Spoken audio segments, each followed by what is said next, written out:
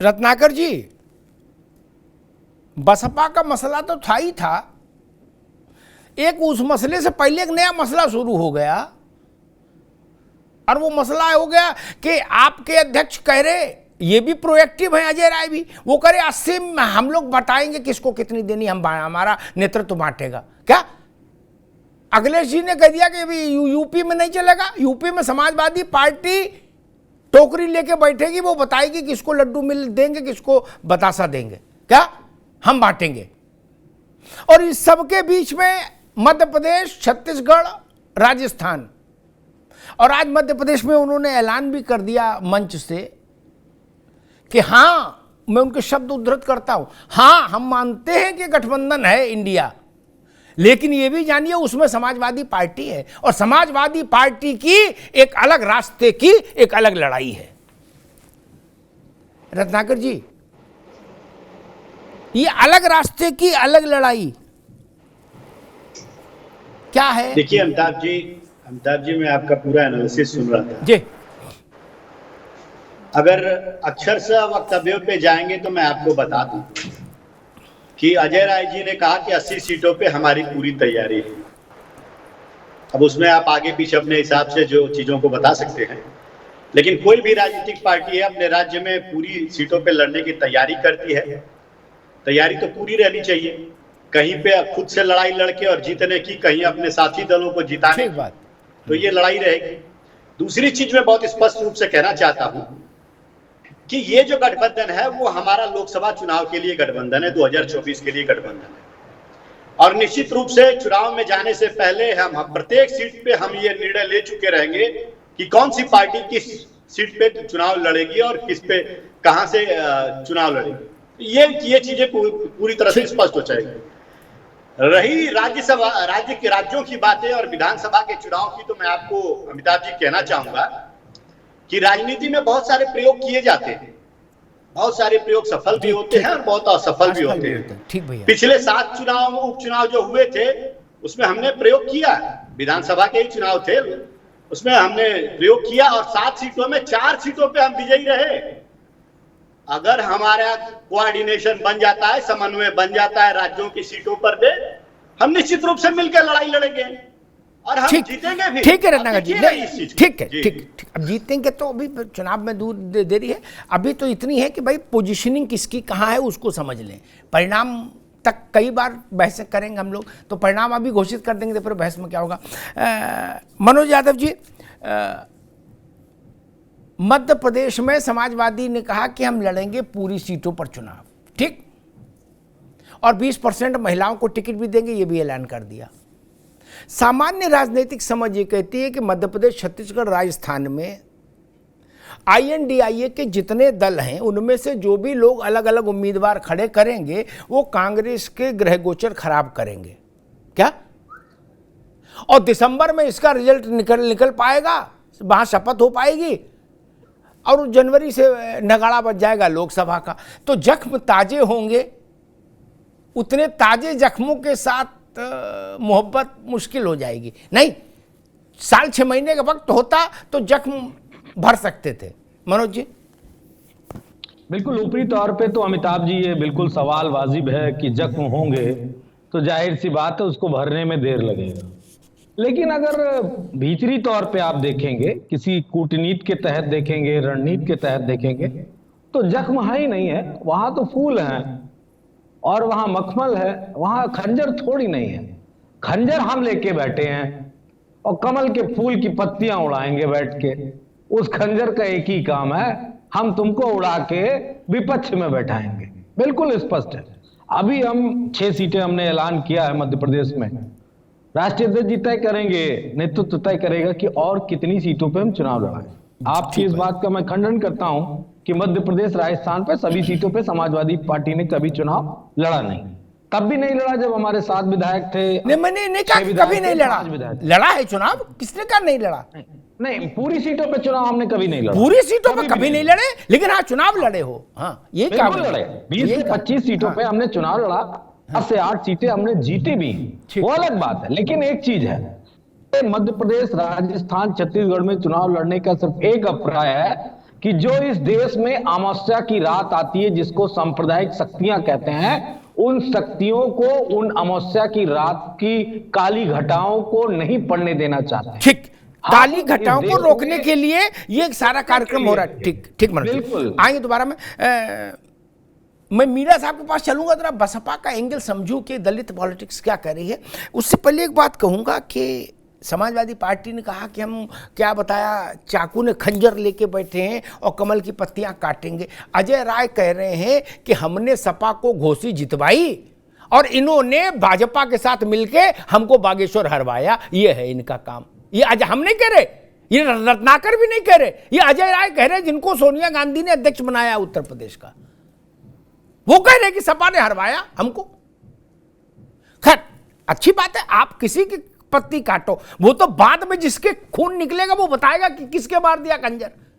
हो सकता है अंधेरे में किसी को मारो, आप सोचो कि रामलाल के लगा, वो लग श्यामलाल के गया, खून श्यामलाल के आ जाएगा। तब ये समस्या है। बागेश्वर में वो अजय राय क्या कह रहे है ना, तो खंजर भी ठीक चश्मे के साथ मारना पड़ेगा।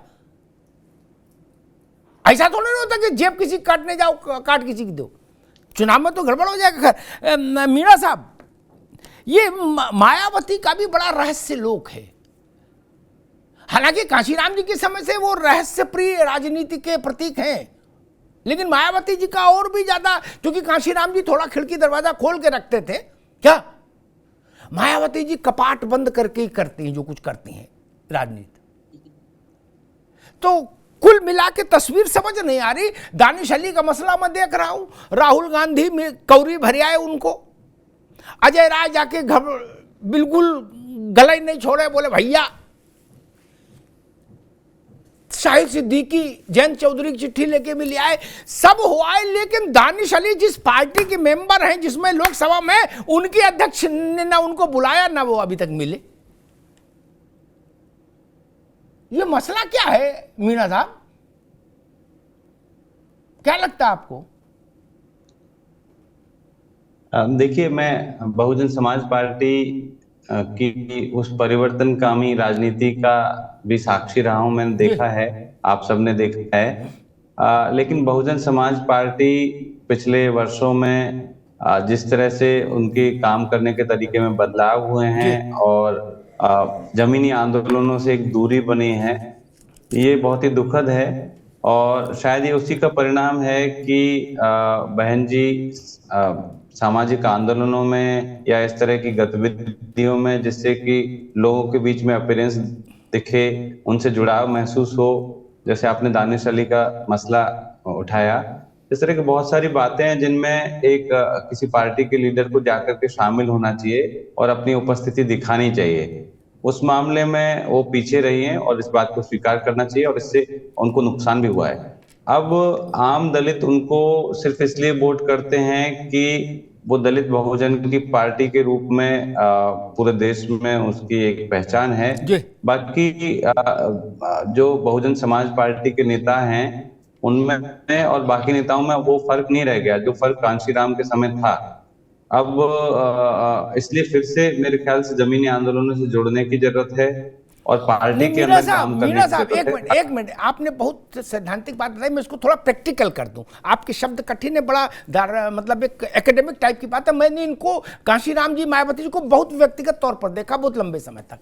आंदोलन उसका कोई नाम दो, उससे मायावती जी का कभी कोई लेना देना नहीं रहा, कांशीराम जी के समय में भी नहीं रहा। वो रेल ठेल के थोड़ा बहुत आंदोलन में इनको निकाल देते थे तो चली जाती थी।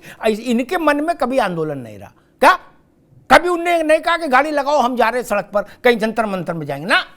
ये दिमाग से बिल्कुल निकाल दो कि जनाभिमुख आंदोलन, अम्बेडकर आइट, ये सब जो बड़ी बड़ी बातें शब्दावली, इन सब से उनको कोई लेना देना नहीं। दरवाजा बंद है। आप प्रदेश के महामंत्री हो या राष्ट्र के महामंत्री हो बसपा के, मीणा साहब सुन लो, क्या आप उनके घर के बाहर तो खड़े रह सकते हैं, लेकिन आप ये नहीं कह सकते कि हम मिलना अभी चाहते हैं। उधर से वो मिलना चाहेंगी तो आप आएंगे, नहीं तो नहीं। ये हमने देखा है। ये तो देखिए, ये तो हर इसलिए वो सब चीजें तो आप छोड़ दो। अब उम्र तो सारी कटी, इसके बुता में मोमिन, अब आखिरी वक्त में क्या खाक मुसलमान होंगे? अब जन आंदोलन करेंगी मायावती जी इस उम्र में? ना ना। हाँ देखिए, दो चीजें यहाँ पे स्पष्ट रखनी चाहिए हमको। जी।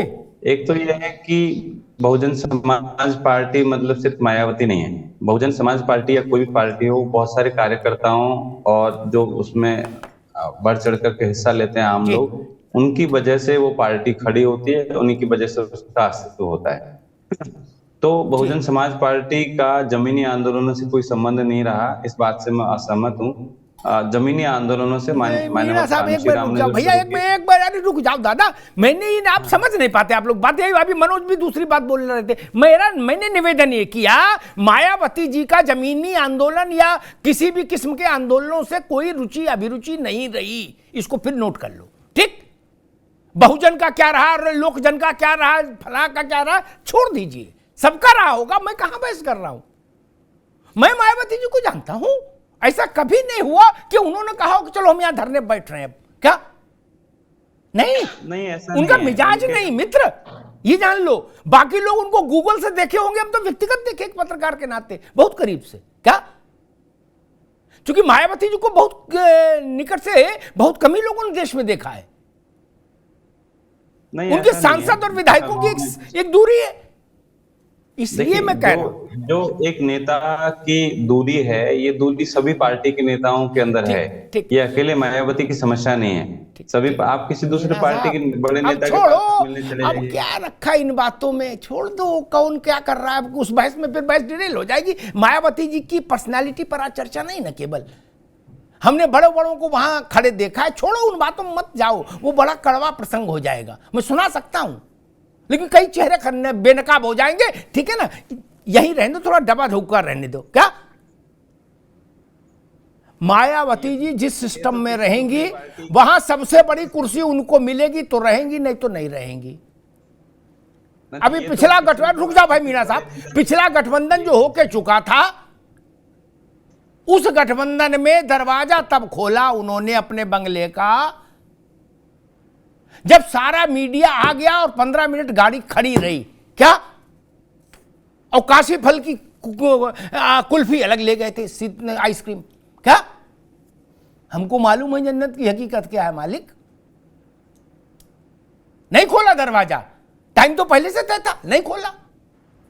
अमिताभ जी, जितने आप पहले खड़ा रखा साथ में और संदर्भों के में बहन जी के बारे में बता रहे हैं, क्या आप दूसरे नेताओं के बारे में भी इसलिए ठीक है, अच्छी बात है। अरविंद सिंह जी, क्या स्थिति दिख रही है उत्तर प्रदेश को अगर हम सामने रखें तो ये जो अभी तक तस्वीर है, क्या ये तस्वीर ही यही तस्वीर लोकसभा में जाएगी या अभी पत्ते खुलना बाकी है? प्रश्न सिर्फ इतना सा है, फिर मैं बीजेपी के पास जाऊं। देखिए, इसका मैं जवाब देता हूं। उसके पहले मैं एक कविता है, उसकी 4 लाइन सुनाऊंगा वाजपेयी जी की, कि हाथों की हल्दी है पीली, पैरों की मेहंदी कुछ गीली, पलक झपकने के पहले ही सपना टूट गया, अभी चला 2 कदम कारवां, साथी छूट गया, मितवा रूठ गया। तो अमिताभ जी, ये जो गठबंधन बना है, इंडी गठबंधन, इसके जो लक्षण नज़र आ रहे हैं वो तो बड़े विचित्र हैं। ये कोई गठबंधन नहीं होता है कि आपने गठबंधन बना लिया और जितनी पार्टियां हैं उतने नेता और अलग अलग तरह के बयान। तो आप कल्पना करिए कि ये गठबंधन चलेगा कैसे। ये गठबंधन बनने के साथ ही बिखरने के लिए जितनी सारी चीज़ें चाहिए, जितने साजो सामान चाहिए, सब इसमें रखा हुआ है। अब मैं अपने मनोज यादव जी को सुन रहा था। मनोज यादव जी बड़े ही पढ़े लिखे समझदार व्यक्ति हैं। एक उदाहरण दिया, पता नहीं क्यों इन्होंने कहा कि खंजर लेके बैठे हैं। देखिए, राजनीति में कोई खंजर वंजर लेकर नहीं बैठता है, एक दूसरे के विचारों से सहमति असहमति होती है। हम चुनाव लड़ते हैं, जनता जिसको आशीर्वाद देती है वो सत्ता में आ जाता है। तो खंजर लेके बैठे हैं, कमल को काट रहे हैं, आपका उद्देश्य है। आपको ये भी ध्यान रखना चाहिए कि कमल भारतीय जनता पार्टी का चुनाव चिन्ह होने के साथ साथ भारतवर्ष का राष्ट्रीय पुष्प भी है। तो बोलते समय ये भी ध्यान रखना चाहिए और औरों से सीखने की जरूरत नहीं है। एक लाइन नहीं, मैं समझता हूँ, एक लाइन, औरों से सीखे न सीखे, आदरणीय मुलायम सिंह यादव जी से ही सीख सकते हैं कि वो जब भी पार्टी के मसलों पे तो लड़ते थे, लेकिन जब राष्ट्रीय मुद्दा आता था तो कभी मतभेद नहीं दिखाते थे, राष्ट्रीय इश्यूज पे मजबूती के साथ खड़े हो जाते। ठीक है, ठीक है भैया, ठीक है, रुको मनोज यादव, ना ऐसे बीच में नहीं बोलेंगे ना, अभी आपत्ति करेंगे नहीं।